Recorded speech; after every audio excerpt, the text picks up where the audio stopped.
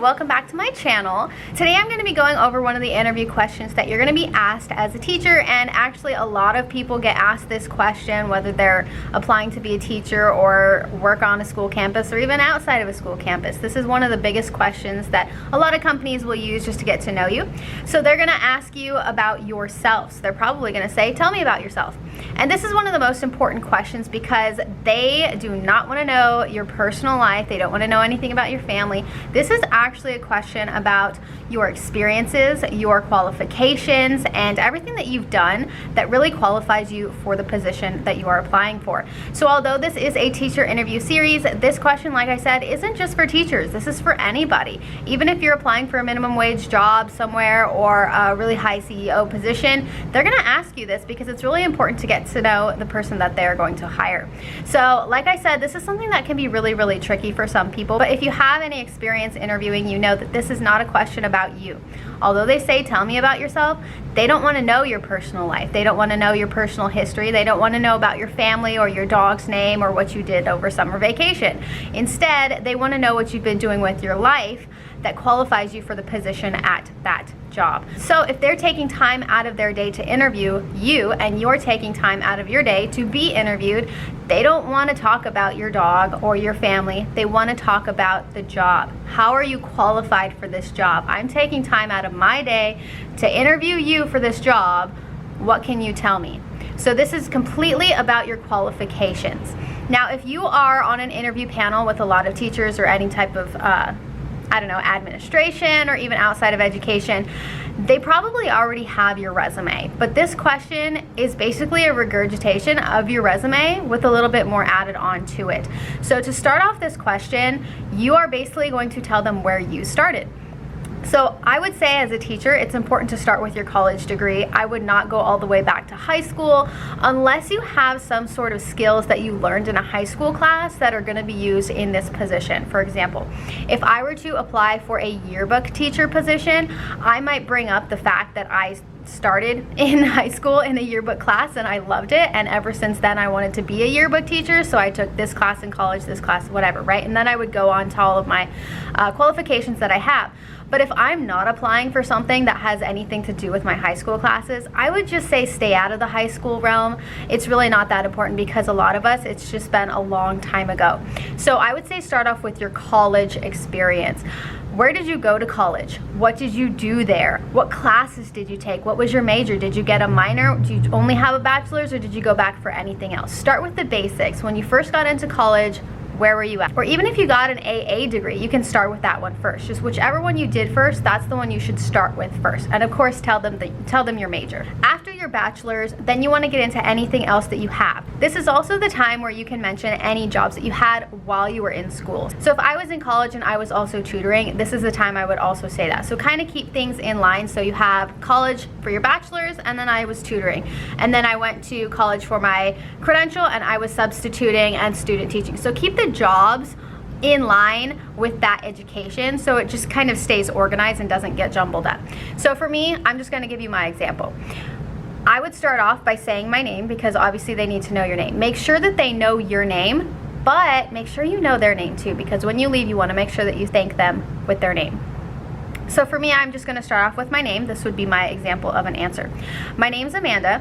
I went to Cal State Fullerton and I got my bachelor's degree in English Language Arts. I also got a minor in communications because I really love speech classes. And I know that the English standards focus on communication as well, so I did get a minor in communications, which I really loved. And then after I got my bachelor's, I went back to Cal State Fullerton and I did another year to get my credential. So I got my single subject teaching credential in English, which, as you know, I'm qualified to teach a lot of different classes with that English credential. So I can teach drama, I can teach yearbook, I can teach journalism. I actually have experience teaching theater and drama as well. And I can also teach ESL and ELD. During the time that I was student teaching, I was actually babysitting and tutoring a couple of kids in my neighborhood, and I was also substituting at the school where I student taught. So I student taught at a junior high in my area, and I taught grades 7 and 8. I taught English language arts, and I also taught a support class while overseeing an AVID class. So I have experience in all 3 of those subjects at the junior high level. After my student teaching, I was done with my credential, and I was actually hired on at a high school in Los Angeles County, and during that time I actually taught a lot of different classes, a lot of different preps. So I taught English 9, I taught English 10, I taught English 11, and I taught an ERWC course as well as ESL classes. So the ESL classes were ESL 1 and 2. It was more like a block schedule, so it was kind of like ESL and ELD mixed together, which were different grades. So I had kids from grades 9 all the way through 12 in that class. So I taught a lot of different preps. I didn't actually have a prep period, but one other thing that I did end up taking on was a drama class. So I taught the drama class, and I also put on the productions for the school, which was really fun.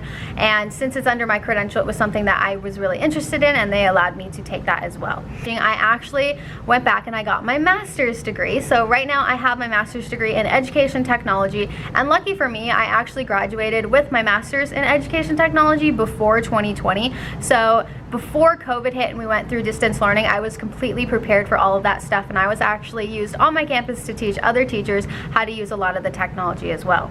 Right now I'm currently teaching at a continuation school. Since it is more of a credit recovery school, I'm actually teaching kids that are from 15 years old all the way up to 22 years old. I teach English 9 and I teach English 10, as well as drama and ASB.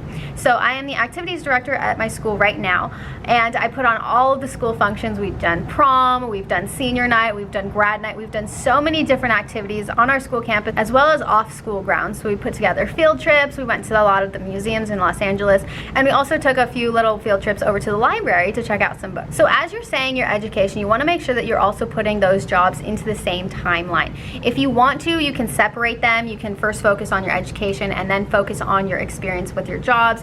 But I personally find it easier to stay on track with the specific years. Like I said, you want to have your bachelor's degree while you were tutoring. You want to have your credential while you were student teaching and substituting. You want to, if you had your master's degree, what were you doing after that? But kind of go in order like a timeline, so it's easier to follow. Once you're done with saying all of the education that you have and you haven't put all of your career or experiences in there, you want to add those right at the end so that they know all of your skills and everything that you're capable of teaching, because a lot of schools are looking for teachers that can do more than one thing. Although the listing only said they're hiring an English teacher, that doesn't mean they only need English. They might need 1 period of drama or 1 period of ASB or something else. So if you are qualified or have any experience in other classes, this is the time where you really want to say that. At the end of your answer, you kind of want to add in why you are there. Why are you applying for that job? So you basically told me all of your education, you told me all of the skills that you have and all the experience that you have in your previous positions.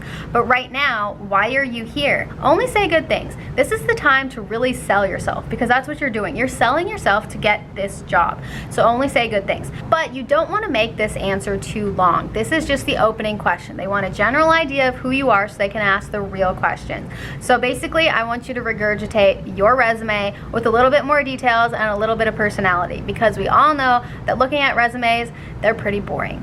Now on the panel, I would tell you that almost everyone there has a copy of your resume, but nobody really looks at it. Every now and then you'll get someone who looks over it real quickly, but we don't really have a lot of time to look through every single person's resume. So although they have it, although you submitted it, it was screened once by human resources to see if you're actually qualified. No one's really going to look at it. So this is the time for you to regurgitate that resume, put a little flair into it, put a little personality, and make them fall in love with you. Just remember that this is not the time to tell them about your dog that you got this summer, or to tell them that you got engaged over the summer or married, or to tell them what you did over your vacation. This is not the time to tell them anything personal. Yes, they want to get to know you, but they don't want to get to know you that personally because they just met you.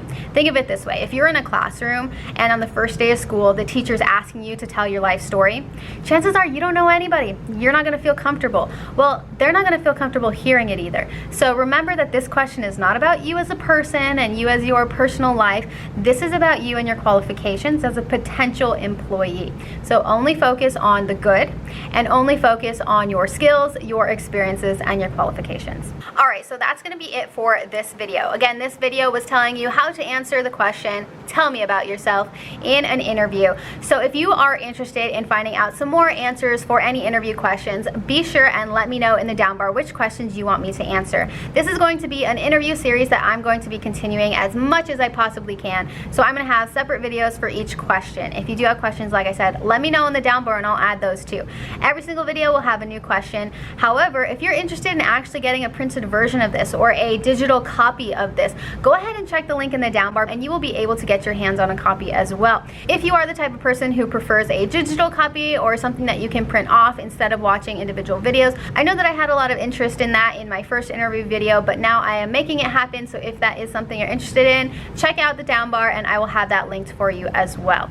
If you haven't seen my first video, which encompasses a lot of different questions, I'm going to go ahead and link that up here or link it at the end of the video as well. But like I said, this is going to be a new series, so every single video is going to be a new question. So stay tuned, make sure you're subscribed, hit that bell for the notifications, and then you'll be notified every single time I upload a new video, as well as these interview series questions. Alright guys, so if this video helped you at all, make sure you give it a thumbs up and I will see you in the next one. Bye! You and I till the end.